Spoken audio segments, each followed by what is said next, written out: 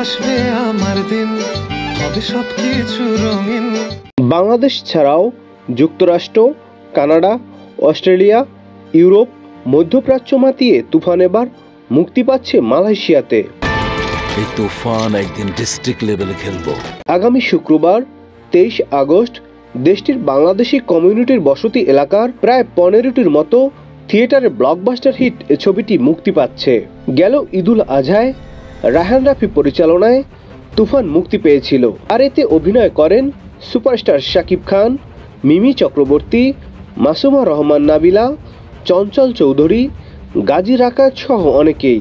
মুক্তির পর দেশব্যাপী ব্যাপক আলোচনা তৈরি করে অ্যাকশন ধাঁচের গল্পে নির্মিত ছবি তুফান। সিঙ্গেল স্ক্রিনের পাশাপাশি দেশের star cineplex, Jamuna blockbuster, lion সিনেমাসের মতো মাল্টিপ্লেক্সগুলোতে রেকর্ড পরিমাণে শো প্রদর্শিত হয়েছিল, ফলে অল্প দিনে তুফান ব্লকবাস্টার হিট সাফল্য পেয়েছে। বডি দিয়ে খেলে তুফানের সঙ্গে জেতা যাবে না, খেলতে হবে মাথা দিয়ে। একই সঙ্গে গ্লোবালিও রেকর্ড ব্রেক করার মতো ব্যবসা করেছে।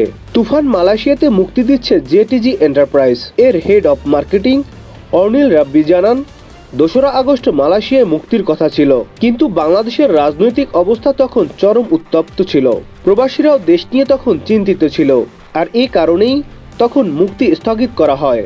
রাব্বি আরও জানান, দেশের অবস্থা এখন অনেকটা স্বাভাবিক, প্রবাসীরাও স্বস্তিতে আছেন, আর এই কারণেই 23 আগস্ট মুক্তি দেয়া হচ্ছে। এখানকার দর্শকরা তুফান দেখার জন্য অধিক অপেক্ষা করছেন। আমরা আশা করছি মালয়েশিয়া থেকে অনেক ভালো রেসপন্স পাবো। আলফা আইয়ের প্রযোজনায় তুফান ছবির লাগে উড়াধুরা ও দুষ্টু কোকিল 2 বাংলা জুড়ে জনপ্রিয়তা পেয়েছে। তুমি কোন শহরের মাইয়া গো, লাগে উড়াধুরা, দুষ্টু কোকিল ডাকে রে কুকু কুকু।